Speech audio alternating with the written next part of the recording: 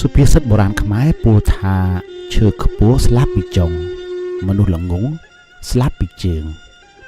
មុននឹងធ្វើការបកស្រាយនៅសុភាសិតនេះសម្រាប់អ្នកស្ដាប់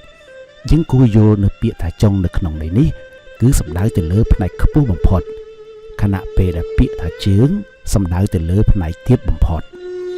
សភាវៈរបស់ដើមឈើធំមិនងាយនឹងងាប់ស្រួលនោះឡើយព្រោះវាបានចាក់ឫសយ៉ាងរឹងមាំទម្រាំតែវាលូតបានខ្ពស់ម្ល៉េះនេះក៏ប៉ុន្តែនៅពេលណាមួយនោះវាក៏អាចនឹងងាប់ដោយកត្តាផ្សេងបានជាក់ស្ដែងនឹងមិនអាចប្រកែកបានបើលោកអ្នកមើលឲ្យស៊ីជម្រៅនិងវិភាគឲ្យបានដល់ទៅដើមឈើដែលអាចរស់ឬងាប់ទៅបានគឺសុទ្ធតែចាប់ដើមប្រតិកម្មចេញពីឫសនិងគល់របស់វាមុនឬដែលមិនអាចស្រូបបាននៅជីវជាតិពីក្នុងដីបណ្ដាលឲ្យបាត់បង់តុល្យភាពក្នុងការលូតលាស់នោះជាកត្តាសំខាន់ដែលមិនអាចបន្តចិញ្ចឹមជីវិតដើមឈើទាំងមូលបានប៉ុន្តែដំណើរវិវត្តនៃការងាប់របស់ដើមឈើសភាពដែលយើងមើលឃើញនឹងភ្នែកគឺឃើញថាវាពិតជាងាប់ពីផ្នែកខាងចុងមកមុនជាប្រកបមែន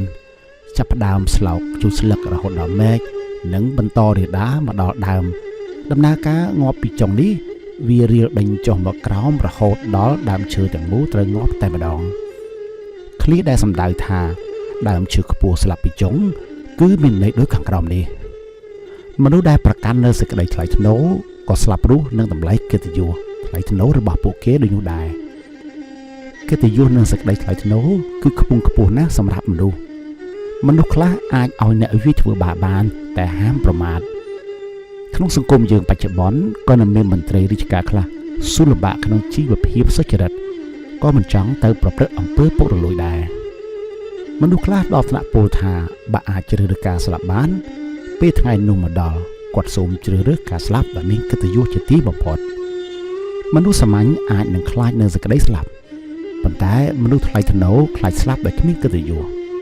នេះហើយគេហៅថាដើមឈើខ្ពស់ស្លាប់ពីចុងដោយឡែកចំពោះឃ្លាដែលថាមនុស្សល្ងងស្លាប់ពីជើង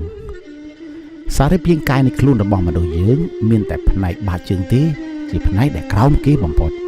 ពាក្យថាជើងក្នុងសភាសិតនេះគឺសំដៅភាពអវិជ្ជមានដែលមានកម្រិតទាបបំផុតនេះឯងគ្រប់សម័យកាលមិនថាសាសនាទេនៅក្នុងលោកយ៉ាងនេះតែងតែស្លាប់រស់នឹងរឿងថោកទាបមនុស្សខ្លះបដូរជីវិតដើម្បីលួចឆក់ប្លន់មនុស្សខ្លះបដូរជីវិតនឹងការកាប់ចាក់គ្នាហើយមនុស្សខ្លះទៀតបដូរជីវិតនឹងកិច្ចការងារដែលសង្គមស្អប់ខ្ពើមមនុស្សល្ងងប្រភេទនេះរស់នៅក៏មិនប្រកបដោយកិត្តិយសនិងសេចក្តីថ្លៃថ្នូរហើយស្លាប់ទៅក៏ស្លាប់ទៅដោយគ្មានតម្លៃមនុស្សល្ងងប្រភេទនេះរស់នៅក៏មិនប្រកបដោយកិត្តិយសនិងសេចក្តីថ្លៃថ្នូរហើយស្លាប់ទៅក៏ស្លាប់ដោយតម្លៃថោកទាបរបស់ពួកគេនេះហើយគេហៅថាមនុស្សល្ងងស្លាប់ពីជើងការបរិយាយនេះអាចនឹងពិបាកស្ដាប់បន្តិចប្រសិនបើវាទៅនឹងរឿងរ៉ាវរបស់លោកអ្នកក៏ប៉ុន្តែតាមពិតទៅគ្រប់មនុស្សតែងតែឲ្យតម្លៃទៅលើរូបភាពថ្លៃថ្នូរផ្សេងគ្នាបើយើងនិយាយថាក្មេងទំនើងវាកាប់ចាក់គឺជារឿងថោកទាបប៉ុន្តែពួកគេវាកាប់ចាក់ឈ្នះពួកគេមានអំណាចពួកគេមានឥទ្ធិពលនៅក្នុងតំបន់ពួកគេក៏គិតថានេះជាភាពថ្លៃថ្នូររបស់ពួកគេ